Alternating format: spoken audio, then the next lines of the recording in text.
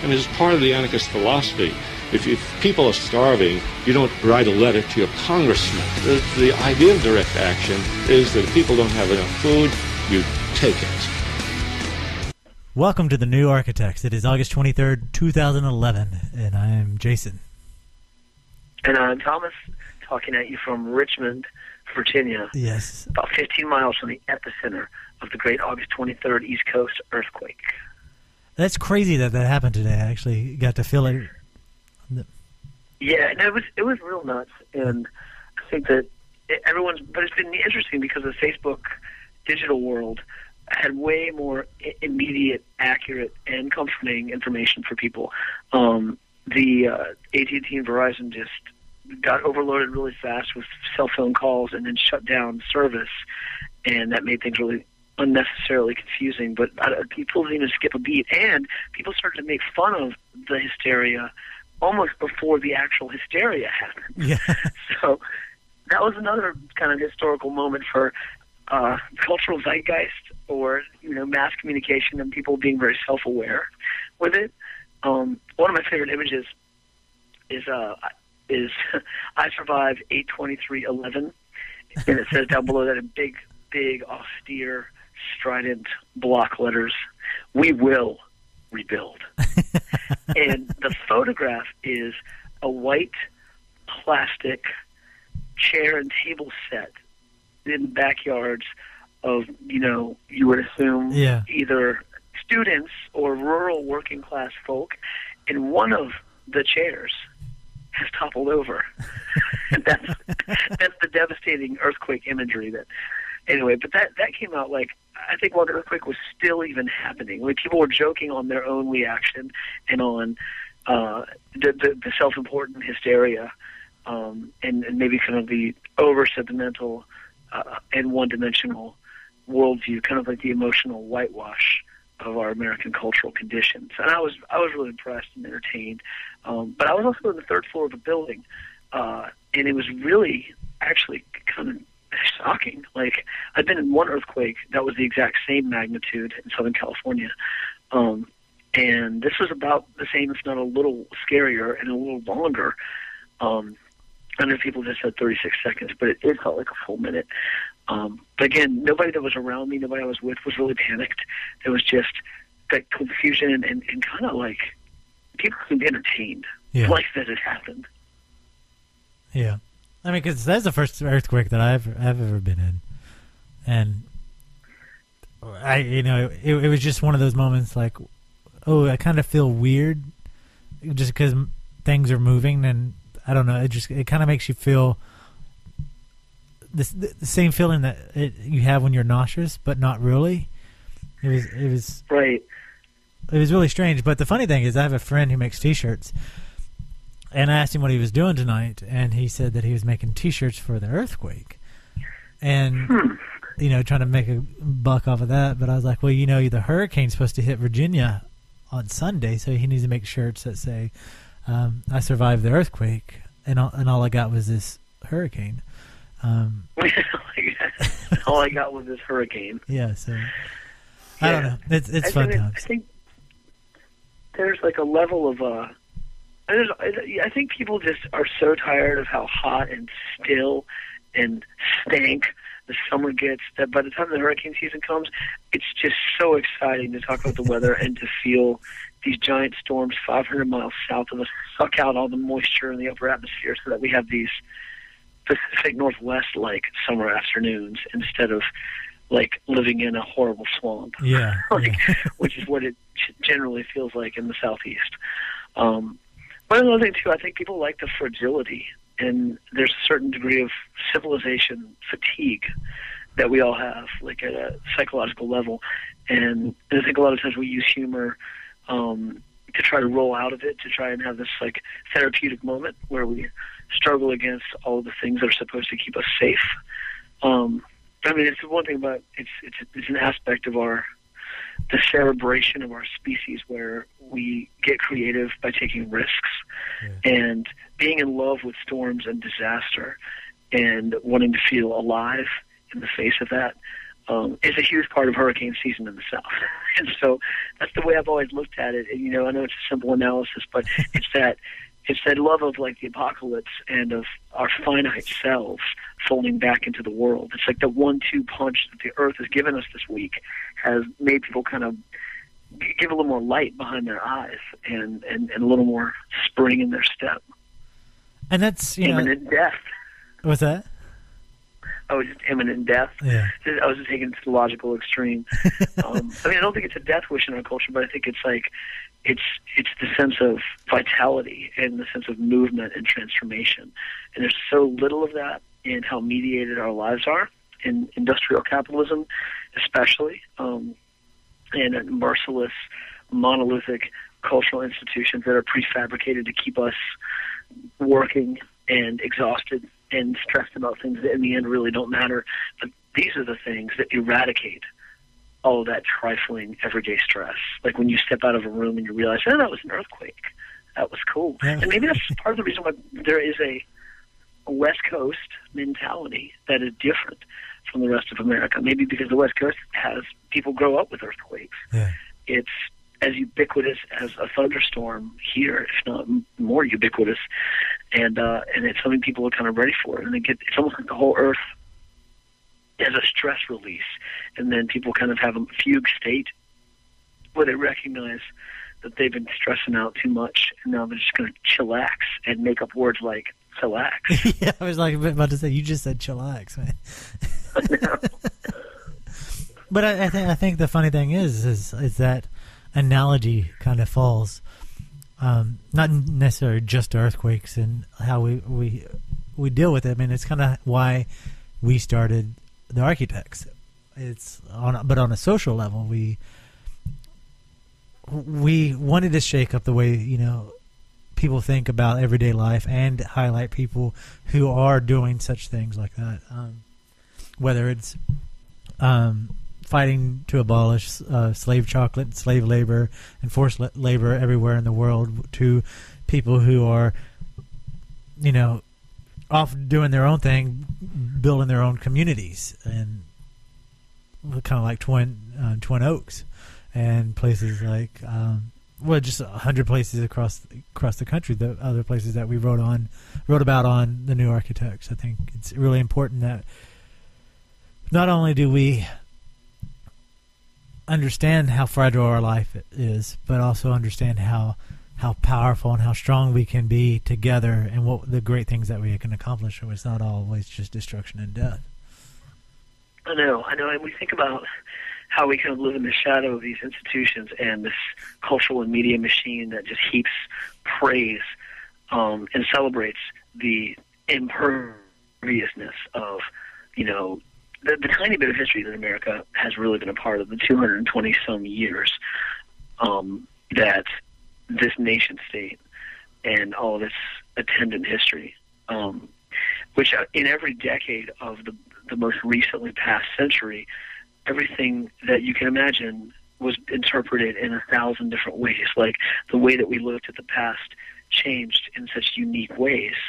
And I think now we perfected this art of forgetting the complexity and forgetting the fact that it's about human beings traveling across the earth and recognizing differences and similarities and coming up with new ideas, because it's exciting, because it's what we do, because it's our skill set on this planet. And I think that threatens systems, especially systems of profit extraction that require people to be complacent and the same.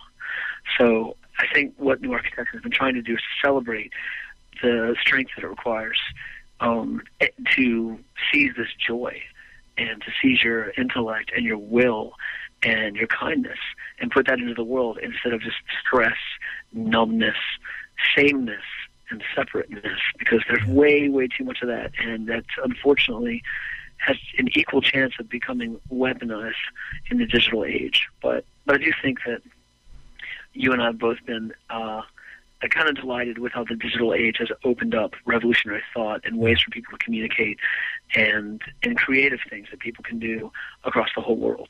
And so that's another aspect of New Architects, is to glean pieces of information revolutionary thought, old ideas resurfaced and put together, and all this new crackling energy that comes with this platform. So it's very exciting. It's good to be back. Yeah, it is good to be back. Yeah, we've taken a break for a bit, but we're back and ready to take on the world. I love being back. Yes.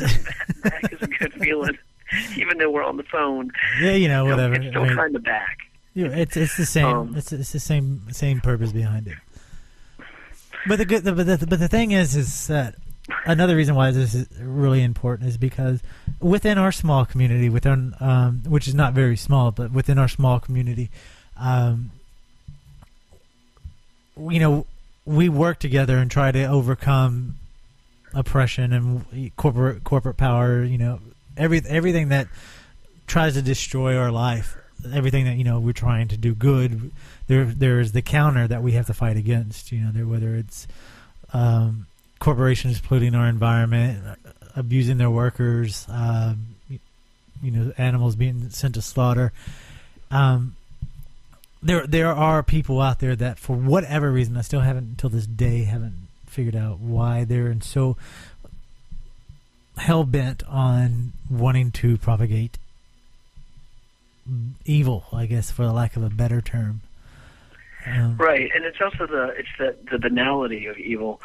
To quote Brighter Lights Than Me, there's a sense of like, if they can make boredom the thing that people want to achieve, if they can make conformity and boredom and this like inchoate lack of critical thinking, lack of reasoning, and lack of any real private world within the self, and that's the place where so many ideas and so much strength can come from. If everyone is putting every idea,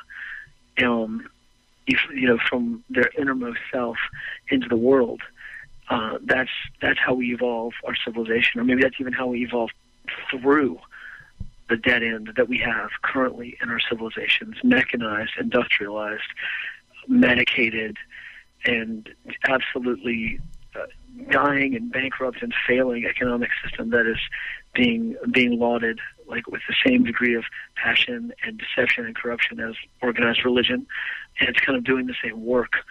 But I mean, obviously the emperor has been riding naked on a skeleton horse for a long time, and I feel like the skeleton horse is getting really tired. And I think that's the thing we need to think about is what the skeleton horse is going to do when it throws the emperor off its back. Is it going to grow more skin?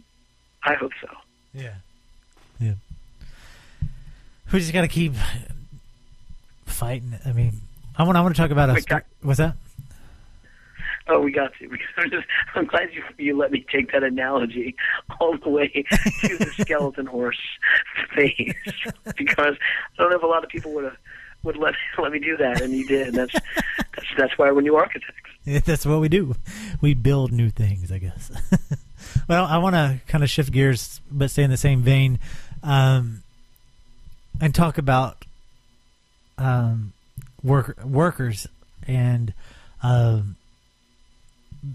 just the sheer fucked upness about what corporations will do to their employees. And I don't want people to think, who listen to this, I don't want them to think that, it's always corporations who try to fuck people over when it comes to working conditions. No, it can be from the small business all the way up to the huge multi-billion-dollar.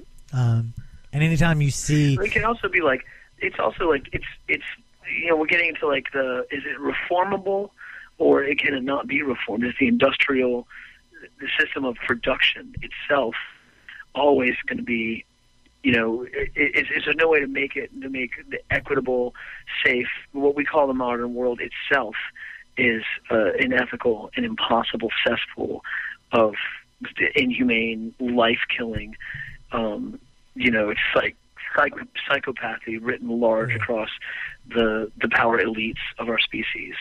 And I think there's some good arguments made for that, that looking at just fighting for, human rights and the equality of workers and to elevate people out of a system of exploitation. It's like the system itself requires exploitation, is what a lot of anti-civilization and green anarchists and other folks that wouldn't be tied to those labels. But authors like Derek Jensen make that statement. And it's difficult to know, like, if you take away all the industrial exploitation in every sweatshop and everything that carves a scar in the earth, how drastic would we have to change the things that we're dependent on, and are we building counter institutions and elevating ideas of mutual aid beyond just the idea of the industrial system of mass production? Yeah. That's something I've been thinking about lately too, like how do we reconcile the love that we have for a workers' revolution and an ascendant proletariat, even through the digital age that lifts everyone, so everyone is out of poverty and everyone controls the means of production. I'm not saying I don't believe in that anymore, because I certainly do, and sometimes I believe that even more than I ever did. But I also think it's important to have a critique of just what the hell we're doing, like with industrial civilization as a whole. I don't think it's too much to chew on. Like, I think and I think it's not mutually exclusive either.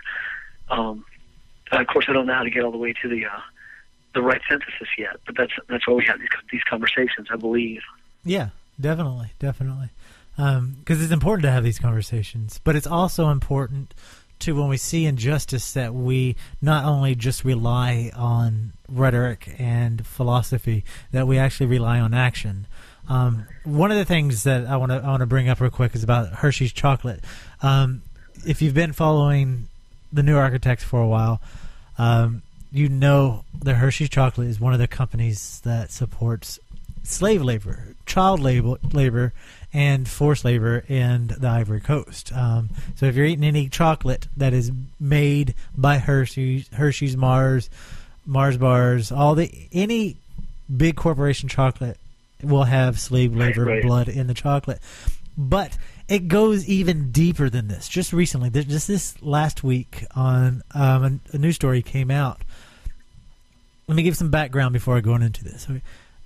Yeah, most definitely. State Department has a culture exchange visa program, which they, in a nutshell, what it does is they bring foreign students from other countries into the States, and they work for a corporation, and they kind of get a little bit of education, they get work experience, they get to feel what it is to be an American. And we exchange. Some Americans go over to their country and do this. Feel what it be, whatever country that you're going. And it, face value, it sounds like a great idea. I think anytime anybody can travel anywhere, it doesn't matter if it's a state next to you. If you can travel, do it, because there is such life learning experiences in traveling. But I am shocked to hear that Hershey's is a part of the State Department Culture Exchange visa program, and they've been bringing foreign students over to the country to work for them for 2 months, and to learn English, and they are designed to fill a seasonal job, which is pretty much at the resorts and the seaside towns in Pennsylvania, where Hershey's based out of. They bring over 400 students to do this. So, you think this would be great. Turns out that these students are paid $8.35 an hour. They're forced to work long hours. Some students were assigned night shifts, and they were pressured to work faster and faster on their factory lines. They're paid $8.35 an hour. The rent and program fees are deducted from their paycheck, leaving them with less money than they spent to get their visas and travel to the country in the first place. And that was money they had to get themselves. Hershey didn't donate that. What's that? Right? I'm sorry? That was money they had to get the money for the travel visas and the flights. Yeah, they had to pay for it to come over. Yeah. It wasn't paid for them. And so it's pretty much what Hershey's has set up is what we are always fighting, don't support sweatshops, don't support, forced labor. And pretty much right here in our home country, we have Hershey's doing pretty much the same thing, because they live, in the housing provided by Hershey's. They are like fed, clothed, and everything. And then your wages are garnished because the company's putting you in debt for the privilege to work for them and get paid nothing. It's crazy. But what happened, instead of being good little citizens, or good little students and good little people, workers exchange. Yeah, instead of just doing what they're told, these 400 students said, "Fuck this," and got up and walked out and organized a protest, which is awesome. I want to play a little clip real quick. It kind of tells the news about it. We'll listen to that and we'll come back and talk about it. A group of foreign workers protests outside of a Lebanon County food packaging plant. It's our top story in the first 11 at 11. The workers are here under the premise of a student cultural exchange program. They walked off their jobs in protest at the XL plant, a Hershey-owned distribution facility in North Londonderry Township. Here's 8 on Your Side government reporter Matt Belanger. A loud protest, lots of police, and in the end 3 people arrested as dozens of foreign workers participating in an educational exchange program walked off of the job at a plant where employees package Hershey's candy in Lebanon County, saying the experience they're having isn't what they signed up for. I pick up boxes which are 40 pounds. I am 95 pounds. How can I put up? If I don't do it, supervisors come to me and say, I will send you home. I am aching in every possible place, so my first thought is just to get into bed and sleep. Most of the foreign workers are students ranging from 18 to 26 years old. They hold J-1 visas and have paid to participate in a program that's designed to teach them what it's like to live and work in America. Instead, they tell News 8 they have little contact with Americans, the work leaves them exhausted, and their average $8 an hour wage barely covers housing and food bills. If it's just from what I've seen, it's somewhere nobody should come to. The factory where we are working, it's not a place for cultural exchange. This is immoral. Supporters of organized labor joined the students' effort Wednesday, including 3 union leaders who were eventually arrested for trespassing during the protest. Their experience of America is America within the 4 walls of a factory, in a subcontracted company, and in the heart of a company town. That's not the America they came to experience. Saket Soni heads the National Guest Worker Alliance and says he's sympathetic to the workers' complaints, and further argues the factory jobs the students have should be filled with local workers instead of foreign students. These student workers are actually on strike, demanding that these jobs be turned into living wage jobs for their neighbors, for Pennsylvanians. Now, the head of the Council for Educational Travel USA, the group which helped to bring these workers to the U.S. for this program, tells News 8, quote, "It is likely that some of those students do not even realize to what extent they are being exposed to America." He went on to explain the workers were fully briefed on what their work and living assignments would be like, and in his eyes, Ron, this program is operating as it should. Clearly a difference of opinion here. That's right. Clearly a difference of opinion, my ass. I love that. I love that always at the end they just chill it out, just keep it, well, don't be too outraged because next. That is actually the way Americans really work. Mom is going to do something crazy, It's just, I think it's an embarrassment. That is disturbing. Was that on just a normal, local news outlet? Yeah, that was on a normal Channel 8 news up in WCAL or GAL or something like that. But I think it's an embarrassment to our country that we would do that. I mean, the truth is, yes, this is how Americans who work factory jobs live. They can't make their wages. They can't pay their rent. They're forced to work. They're yelled at if they don't work fast enough. And if somebody's, when you go to another country, no matter what it is, if you're going to work, it's almost, we can even bring it back home. When you start a new job, it doesn't matter what debt you have. There's a little bit of excitement in people. There's that new feeling of, I can actually start over and do something new. There's that feel that, nothing can go wrong because I'm the self of independence and the feeling of, this is something new. It's just that new job smell pretty much. And right, it should feel like that if you're going to engage. And I mean, and then people think it's asserting your naivety in a condition, but at the same point, why use any opportunity as just an opportunity to give up more? Yeah. So yeah, go into a place and try and contribute and don't bum anybody out and be yourself and be as original as you can be. In some ways, these student workers, I mean, they were certainly being exploited, and it's absolutely ridiculous that it's a federal government funded program with Hershey. That's just some classic like military industrial complex, like, and the fact that they sit there and yell about how there's not jobs. There's like, we don't have jobs here in America. It's because we do shit like that.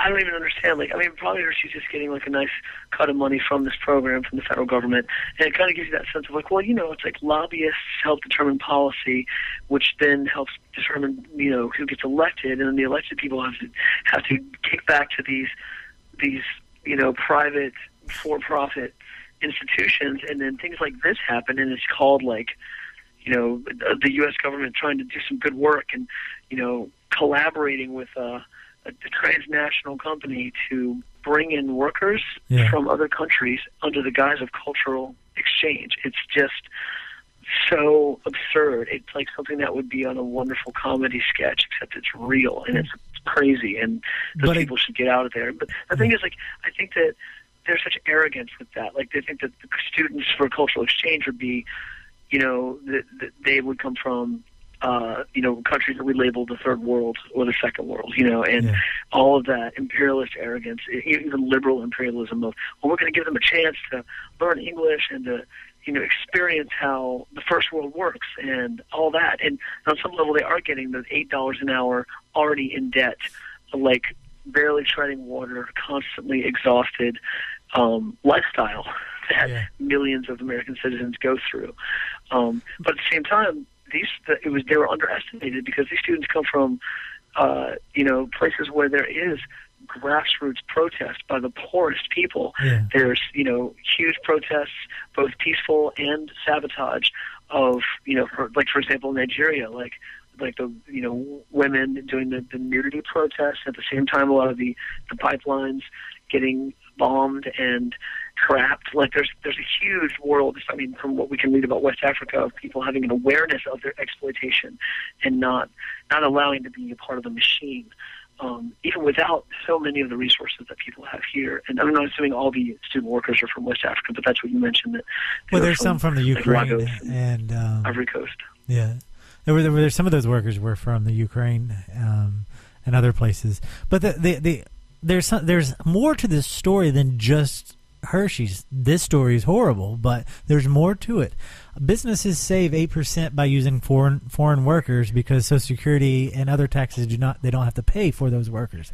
On top of that, AP Associated Press revealed that that there's a federal immigration officials are investigating 2 human trafficking abuses related to the J-1 visas. Strip clubs have openly solicited J-1 visas holders in job listings, and some foreign students are told AP that they were forced into sexual slavery when their passports were confiscated by a ring of criminals. And about 150,000 J-1 visas were given out last year. So that is crazy. Yeah. So businesses are saving money. There's not like a tracking system, or there's not like, you think that everyone would have like a bureaucrat, you know, a graft investigator to make sure that the individuals given the J-1 visas were going to, you know, also to make sure that they're not stripping in a club. They're sensitive that people wouldn't overstay their allowed time, but they're not even checking for that. They're just letting all kinds of bad things happen. Yeah, I mean, because it saves the business money because they don't have to pay taxes. They come in, they're here for a short period, they get the rush or whatever, and then they're out. Or they get sold into sexual slavery. Which is not uncommon. Which is not uncommon because if you go to foodispower.org, we interviewed and worked with them closely with the New Architects. They have reports after reports about forced and slave labor of people working on farms here in the U.S. of where at the end of the night, workers are chained to tractors so they won't run off, and then they are unlocked in the morning so they can continue working in the fields. Right, that's what they're talking about, the South Florida tomato pickers, too. Even after the Immokalee workers' victory, they're still like unaffiliated and ununionized migrant tomato pickers who are enslaved, like enslaved, like chained and beaten and unpaid, and that's insane. I was hearing about that recently. There was even something about all of the major produce distributors for grocery stores came to some like fair and ethical labor practices for tomatoes agreement, which meant that they would no longer turn a blind eye to slavery, and to try, to make sure that all of their individual farms were well vetted. But you think that would be a really good use of law enforcement, would be to be in every square inch of American agricultural soil, making sure that workers were not slaves. Like, I have no idea how that can possibly slip through the cracks. It's insane. But I mean, that's the flaw and / the beauty of organized criminals like that. People, the shit slips through the crack too easy, and there's no way that a government, and I think this is where it falls apart. There's no way that a government of any caliber can control and stop slave labor on an issue like that, or forced labor on an issue like that. It has to be the community. We actually have to understand what is going on, and do it. I mean, because with the tomato pickers, what happened with people organized and they targeted companies who were buying the tomatoes from those. Like Taco Bell was one of the major targets for that. Right. And they still, it got Taco Bell, for just publicity or whatever, stop getting their tomatoes from those farms, or supposedly. I mean, there's still issues with Taco Bell suppliers, but it's not being spotlighted like it has been in the past. Right, they made the appropriate amount of changes so that the spotlight fell off of them, and then, then they could, wiggle where they needed to continue to squeeze profits out of people's lives. And I don't mean to sound so cynical, but I know that there have been, companies and food producers that really do vet their sources, but it's impossible to have the profit margins that their shareholders require and have a broad-based and tightly run ethical sourcing practice. I mean, that is just the nature of the beast. But this is incredible about the J-1 visa holders. I mean, for some reason, like you mentioned, the fact that if we're bringing in foreign workers as part of an exchange program, and then they're being exploited, and then they're possibly being disappeared, in some percentage, and all of that could just be eradicated if we just gave jobs with fair wages to our own citizens on companies on American soil. I mean, that's what a lot of people on the far right also think should happen. So I think that squeezing any kind of human rights option out of the mess of politics that we have now is it's definitely a goal that should not be postponed for ideological purity. Yeah, no, I totally agree. It needs to be kicked in the balls every day. That's my philosophy. I know it is. I love it. Yeah, I mean, and on that level, let's move on to, is it time to update the U.S. Constitution? Well, first, let's give background to this, okay? Iceland is an amazing place. It's an amazing country. Only 300,000 human beings on that rocky and green island. And recently, really recently, before the show, let me say, as you said before the show, is that they hold the oldest running democracy of anybody. It's the oldest parliament, and it's called the All Thing. Yeah. And it was set up on a rocky ledge in 930 A.D. That's a lot longer than 1776, and a lot longer than the Magna Carta, which is sort of the proto-democratic, the beginning of that push for European monarchies, and it's kind of an amazing place, no doubt. Haven't been there. Like to go though. We actually already have our tickets, and we'll be going there very soon. And your better half is already there. I know, she is there, and she had not found the necro pants yet. Yeah, we'll get into the necro pants in a moment. But first, I want to talk about what they've done. They had an issue where they could not find a way to make it legal to allow gay marriage. they looked at the laws. They went all different angles, and there was other issues at hand, but one of the driving forces was gay marriage. So they decided the only way that they could allow gay marriage is to rewrite their constitution. So what do you think they did? They didn't just rewrite it. They didn't allow corporations to come in and lobbyists and stuff. There were 320,000 residents of Iceland, and they solicited ideas from every single citizen of their country with the help of Facebook, Twitter, YouTube, any other social method. There's also people on the ground talking to people, and they asked them. About the population of the entire nation is about the size of the city limits of Richmond, Virginia. Pretty much. To put that in perspective. Yeah, so imagine, say, we're going to rewrite the Constitution, and we're going to ask everybody what their opinion on this is and what their ideas of what they would want in this. And people came back with, campaign finance systems. They wanted to make corporate donations illegal. They wanted to make shark finning illegal. They wanted to have gay marriage legal. They wanted to have better health care, not health care in terms of like the way we view health care. We're talking about real health care. They came back with all, the full gauntlet of ideas. And through this true democratic process where every voice was considered, they rewrote their constitution. And they rejected ones that wasn't as popular, ideas that wasn't as popular. But they did it all. Let me back up. Not only did they just do that, but they put the Constitution that they was rewriting online as it was being drafted on the internet, as it was being drafted. So that means anybody at any point could go there and see what was being added, what was being removed, and put their 2 cents worth in it.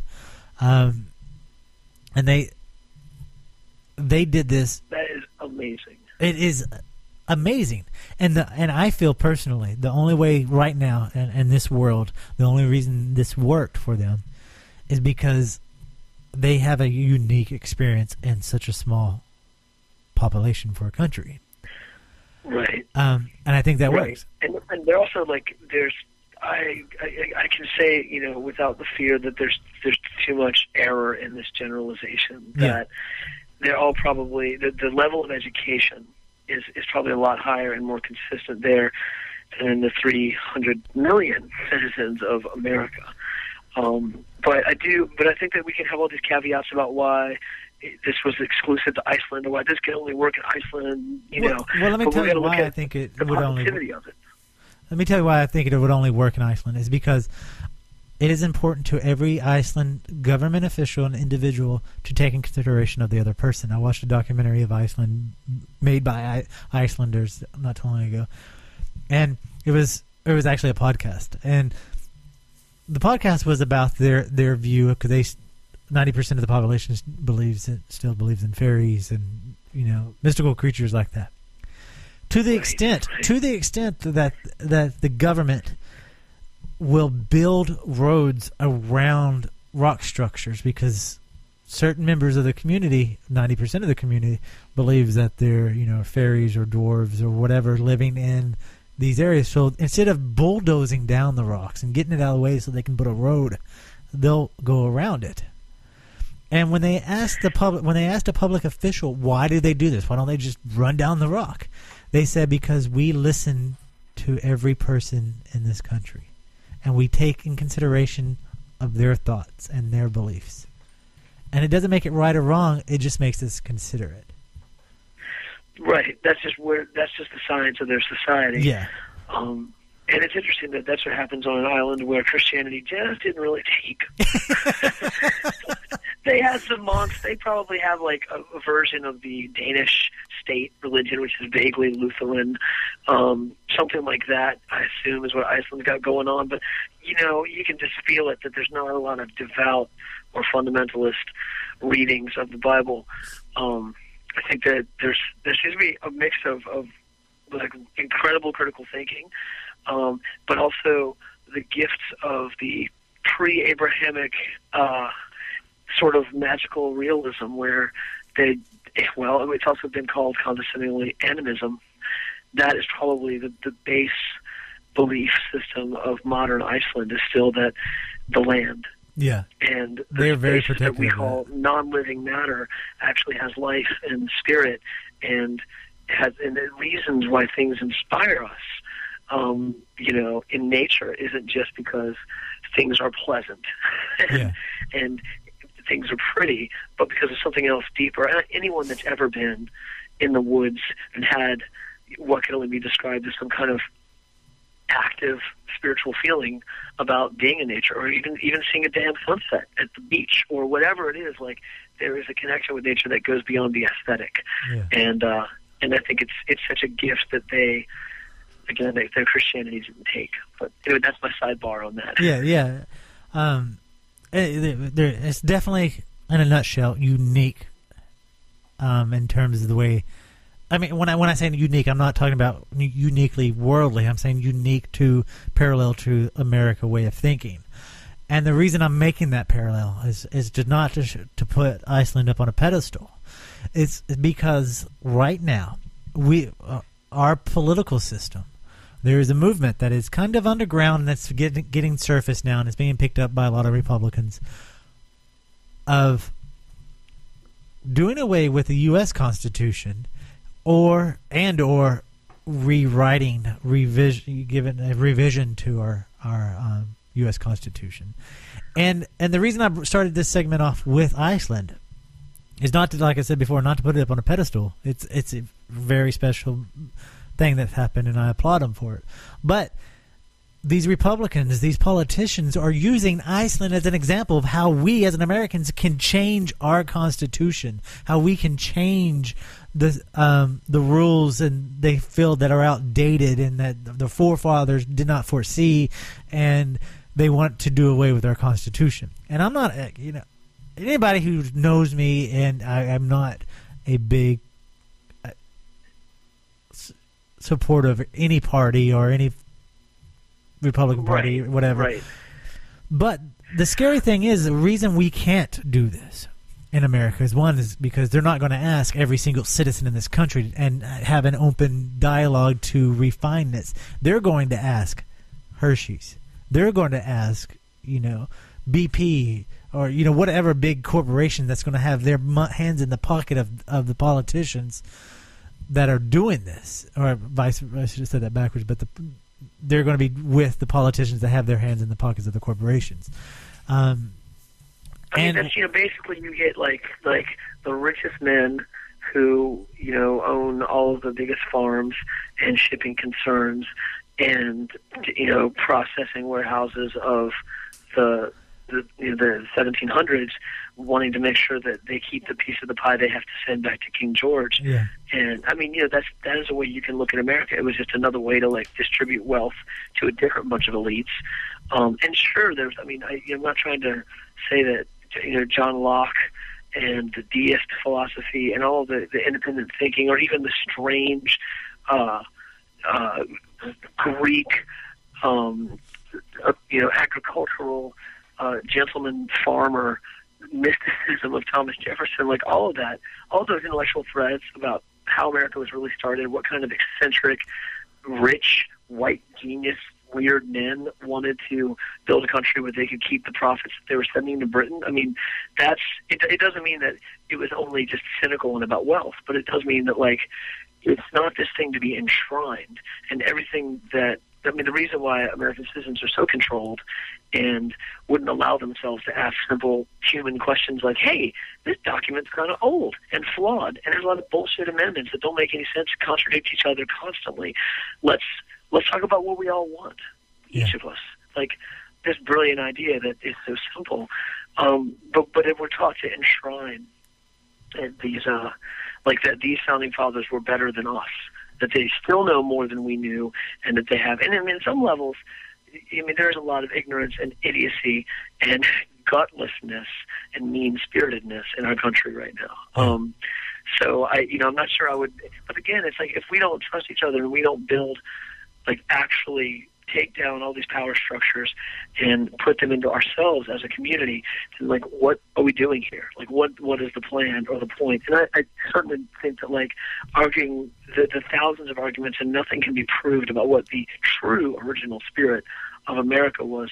All it does is enshrines, makes sacred these very flawed documents, the Constitution, the Bill of Rights, the Declaration of Independence, and these very flawed, misunderstood, or just straight up, dressed up in absolutely historically inaccurate clothing, all of these warrior agricultural princes and barons and thieves, just like any bunch of 38 dudes that would sit in a room on a hot day, and maybe some of them were drunk, and they're trying to figure out a way to get the rest of the population to go to war for them. Yeah.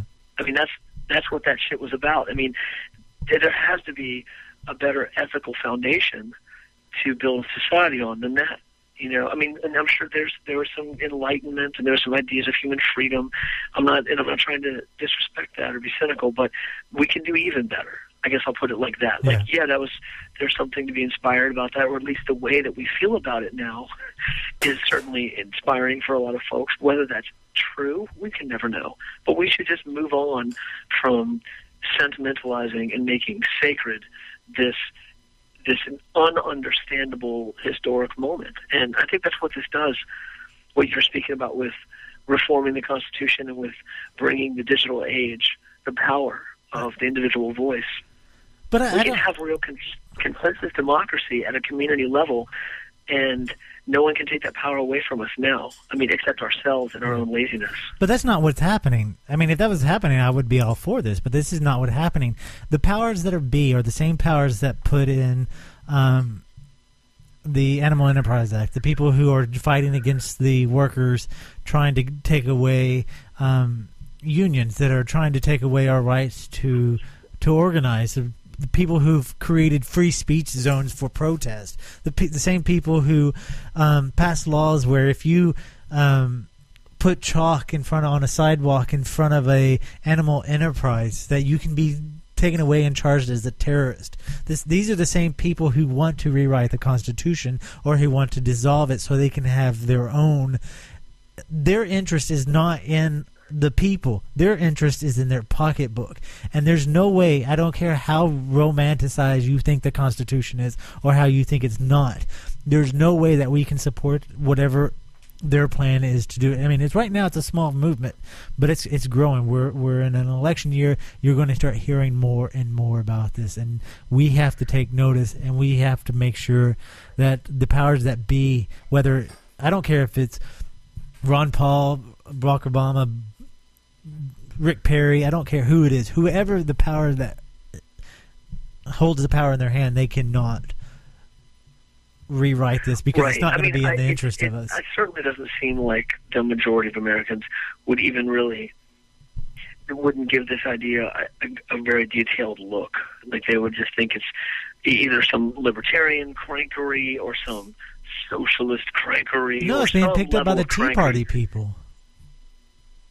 Yeah, no, I mean, but I think there's what I think is that the Tea Party hasn't really looked at itself or built any real intellectual backbone, and if that does happen, because I imagine I think that a lot of the folks that are enjoying the merchandise, enjoying the little subculture for white adults that think they're rich but really they're poor, but they hate the poor, so they hate themselves, so they throw up the Gadsden flag on their house that the bank owns and the job they no longer have, so they can feel justified in their anger. And I mean, it's loathsome and it's sad, and they are being played, like pretending to be this grassroots subculture of patriots when really they're just. It's just like another way for Republicans and conservatives to have votes and to have people not think or communicate with each other outside of hostile slogans. Yeah. I mean, that shit makes punk rock look deep. Even the most entry level, punk rock. I feel like, but I do think this, much like entry level punk rock, that people involved in the Tea Party that are picking up its libertarian strands. Maybe these are folks that aren't completely swayed by fundamental. They're not all fundamentalist Christians. It is not a movement that says, "Hey, we are social conservatives." first. They might say, hey, we're social conservatives third or fourth or something, but they haven't. It's inchoate. It's still a hot soup. It has not turned into continents yet. It's like early Earth. And that's why I think that if anyone's going to be thinking about it or really taking any of that shit to heart, other than the sticker on their car or, whatever hostile slogans they want to talk about, I think it's going to break apart. I think the minute people start thinking, there are going to be fissures in it, these cracks. Now, whether that changes the fact that people want to update the Constitution and make a state where individuals have less rights than corporations, I don't know. And I wouldn't put it past a lot of people to think that was the spirit of America. I think it is. Private enterprise trumps the collective good of humanity. We've seen it too many times to be naive. Yeah. I don't know. It's crazy. But speaking of communities, what do you think? Should people should radicals? I'll say that or left libertarians or people that would rather we just grow the fuck up and evolve out of these role-playing games of nation states. If just looking at it from that perspective, if these right-leaning fundamentalist Christians, social conservatives, libertarians, people that just hang on to these ideals or ideas rather without thinking too deeply about them, if they do have this movement to rewrite the Constitution in the image of corporate totalitarianism, of control, would the people who fought against that be defending the U.S. Constitution as it stands, just to kind of hold the breach, put our fingers in the wall? Well, I think that's what they would do because there's no other option for them to do it.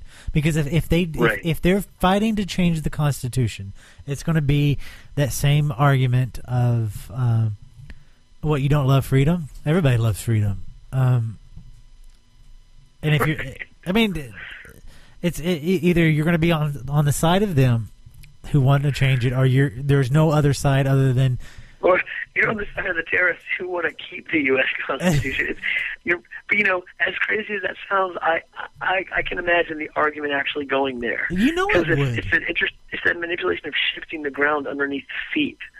That's what they do. It's not a question of critical thinking or of debate or any kind of reasoning. It's actually just moving the backdrop while you and I are talking, or while anyone else is talking. Yeah. Wait a minute. What? Oh shit! What did they just do? It does seem like that, and that's another thing about the connected world is that there's a cultural media interface that allows for an extreme vulnerability of relative thought, so that no one can find the center of an argument or conversation. The minute that center is found, and it's not the center that the right wants, they can just retool the game around the players. Yeah. But that's also maybe stepping off the game and not enshrining these documents anymore. It's a scarier option, but thinking about, would that be the real death of America? Would that be the time that, we just turn down the lights and we drop the curtain and we lock up and then we say, okay, hello, let's try this again? Yeah. Which I think it was funny because in my early days of understanding what it meant to be an anarchist when I was a youngin', these ideas of abolishing or rewriting the Constitution to work for the people. I mean, right now, the Constitution does work for the people. It's unique in that form. But it's been amended so many times that it's kind of gone away from the people. With stuff like the Animal Enterprise Act and crap like that. Well, there's also just historical baggage and language issues, semantics that have been real strange. For a lot of folks aren't sure that a well-regulated militia means the same thing as everyone gets every kind of possible firearm in every kind of amount without any kind of control or checks or understanding or public safety or any of that. Obviously there's also arguments to prepare yourselves for totalitarianism and to defend yourself from state control. no doubt. I mean, especially in the case of like Black Panthers and minority and working class groups that are oppressed by police. It would be awesome if some of these people who are enslaved in the tomato picking trade could pick up a gun and deal with the people that put them in that position. You know, I mean, we all have these revenge fantasies for ourselves and just for human justice in general. But it's like, how far can that go? Like, how militarized do we want a society to be? What does that mean? How free are we? And I think that's something that you and I could never answer individually. It'd have to be based on a society. It would have to be done in a way that Iceland, similar to the way Iceland did it, is ask each individual person involved. But we as a culture and as a society of Americans are really, really far off from there. And I think it's important for the reason, the other side of the New Architects is that we highlight individuals and groups who are doing things to rebirth it, not worrying about the politics of the Constitution, not worrying about the politics of who's running for office, but saying we are building our community. We are building Findhorn. We are building, whatever other community that, that you can think of that is actually making a difference. And right. And it's not necessarily just being out in the street and building a community in terms of gardens and homes. It's also about building communities and makeshift homemade libraries like the Flying Brick. You want to talk to us about the Flying Brick? Yeah, no, that's a nice, and it's not even the only radical lending library in the city of Richmond, Virginia anymore. There's another one in the north side of the city in a historic neighborhood called South Barton Heights, and it's the Wingnut Collective also has a lending library in their parlor, and so it's kind of like we have our own little library system between the two now. And if you're on one side of town, you can drop off a book there, and it's neat. And I tell you what, it's not just. This has been the summertime, and my volunteerships there. Instead of being, quiet and in a steamy room with no more students to come and check out books, it has been diverse in every way imaginable across race, gender, class lines, and even where people are from. There's folks from the home counties around Richmond. From the suburbs, there's professional folks from MCV coming and checking it out. There's people from the maritime counties of Virginia over in the Middle Neck taking trips to come out to it. And I think and then it's not just radical texts and deconstructing imperialism in 1,000 Books by Noam Chomsky. Well, let's back up and actually explain what the Flying Brick is, and for people who are listening who don't know what it is. Right. Well, I mean, it's a radical lending library. So it is out of a parlor of a 110-year-old house in an ancient working class neighborhood that is adjacent to a university in the city of Richmond, Virginia. And through AK Press, PM Press, book donations, the Flying Brick, which is actually in the process of becoming a collective. So there'll be even more events where the Flying Brick will go mobile and have book drives and book fairs, and basically just bringing the self-education and the empowerment of reading and reading groups and book clubs for everybody, and having the selections be the things that are not found at corporate book chains or county and city libraries, like to have a collection of rare books and rare editions of philosophers advocating freedom and freedom for all folks. And there's the sections on gender and on race and on indigenous issues and on the environment. And there's a great deal of do-it-yourself. There's gardening books, there's medical textbooks, there's biology and chemistry books, and it's all organized in a way where people can find things by topic, and it's an eternal rotating shift of volunteers and other folks that want to just pass by and bring their literature and bring their films and bring their stories come through. And in some ways it reminds me of, like the idea that there were bards passing through the courts of ancient Africa and ancient Europe, telling their stories in griots and sharing alternative media and ideas of the people. But this would be that without the court. without the palace. And there's always coffee brewed, and so it's a way station for travelers. It's a place where there's a book and clothing donations, and then there is the shining and awesome library, completely built by donated hands and volunteer hours. So there's the Flying Brick, there's the Wingnut Collective Lending Library, and there's others all around the country too, and the world. If you want to check out the Flying Brick website, if you're not in Richmond, Virginia, it's flyingbrickva.wordpress.com. It's flyingbrick, letter V, the letter A, .wordpress.com.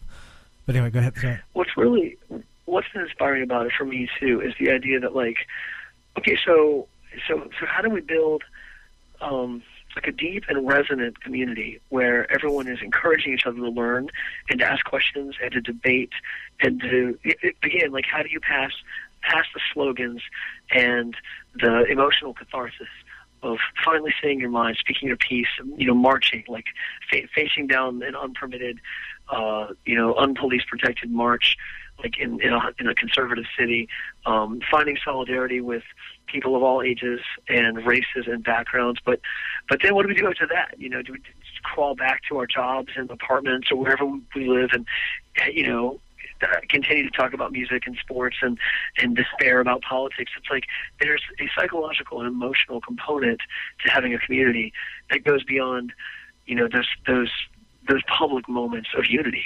This is a way to have unity that comes, it feels more, it's a way that's somewhere between the public community and the family space where you talk about ideas and teach each other things. And again, it's not a bar.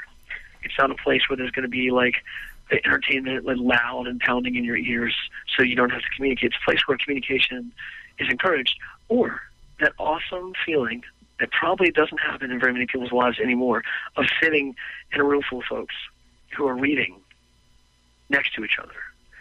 And that's something that we all need to get back to. You're not talking about like Starbucks where they're sitting around with the laptops and...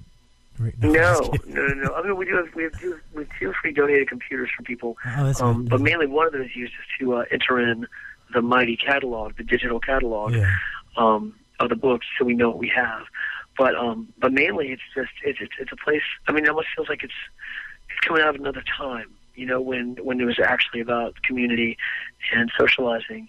And just being in a room again, like thinking and contemplating and looking at books and trading books and looking at ideas and just kind of, spinning, just spinning your wheels intellectually and like enjoying other people's minds, and without any formal structure. It's like, I mean, there's a couple book clubs and reading groups that meet, but the volunteer hours are just, they're free and open, and so it's a wonderful thing if anyone's passing through the city of Richmond to come by the Flying Brick. Is it 506 South Pine Street? Yeah. So if you're all day Monday and then Thursday afternoon from 4 to 9 p.m. It's awesome. You've talked about the Flying Brick for a lot, ever since we had our Sunday around the fire of burning corporations chit-chats. I got to come up and check it out. We got to do that. Was a fire. It was like an invisible spiritual fire. Yeah.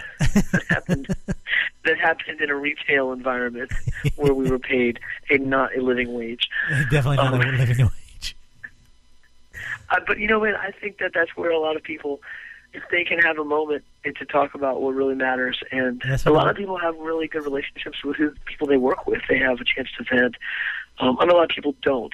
A lot of people have a deadening and horrible environment at work, at best, and at worst, something that is socially and physically predatory. But every now and then, folks I think people should be encouraged to try and agitate and be creative and share with their fellow employees at whatever crappy job that they hate. Because just taking that hate out on each other is what the system thrives on. Is what bosses want, is what shareholders and stockholders want, is what people turning $1 million into $2 million just by clicking one button on a keyboard. I cannot believe that people think that that's progress. That's the bottom line of why all these people don't have jobs in America and why the world is a cesspool based on our financial collapse, is this trading of nothing.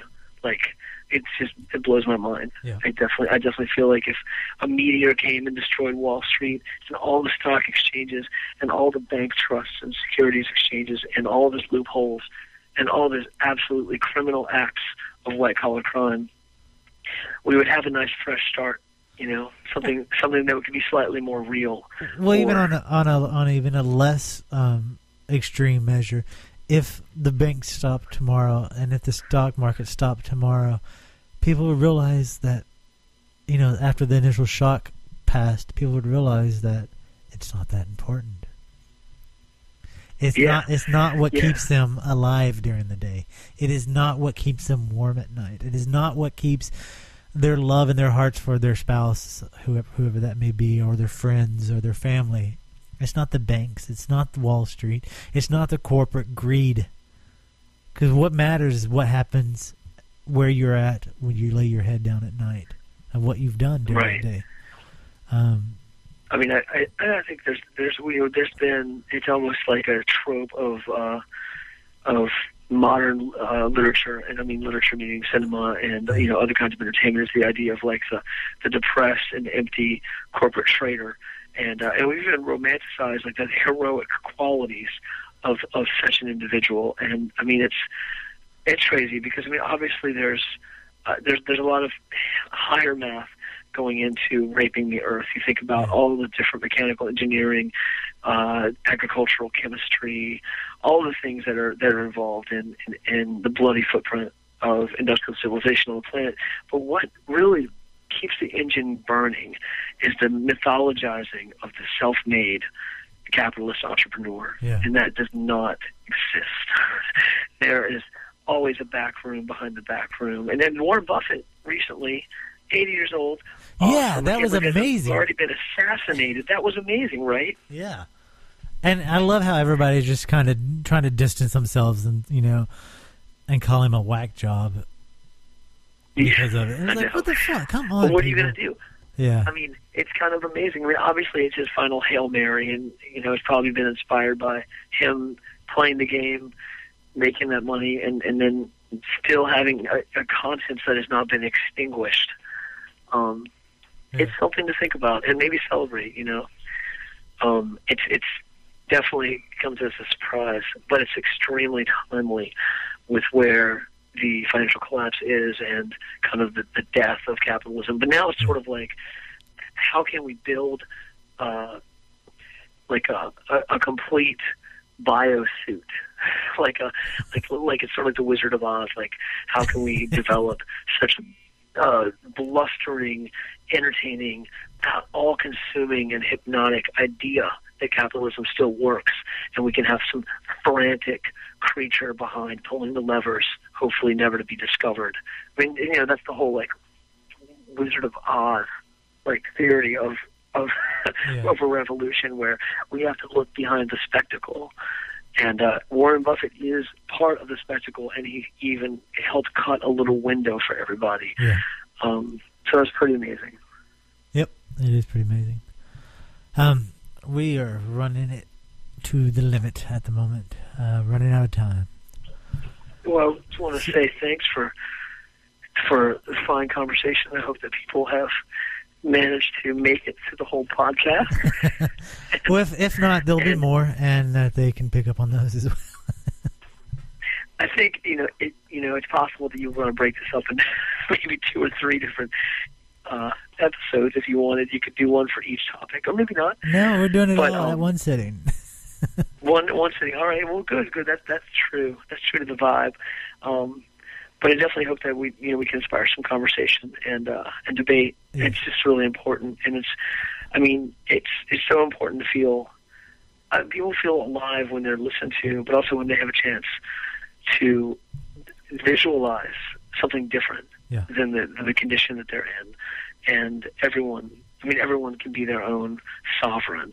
And I think that's a part of what New Architects is trying to discuss. That it's not just this hopeless stare into the abyss criticism. There's light, and there's positivity, and there's humor, and there's humanity, no matter how dark it gets. Yep, That is true. And with that said, if you are doing works, or if you want us to talk about an issue that you're doing, that you're involved with, or something that's just really, really eating at you, go to the New Architects website and shoot us an email. There's a contact page on there that you can send us an email. And we either will have you on the show if you want to be on the show, or discuss your topic. Again, the website is architects.zombie-popcorn.com. I'll put it up in the show notes. And if you have any suggestions, comments, or anything, feel free to let us know. I want to say thank you to Jason, and thank you to anyone who's listening, and we'll see you next time. See you next time. Have a good night. And as part of the anarchist philosophy, if people are starving, you don't write a letter to your congressman. The idea of direct action is that if people don't have enough food, you take it.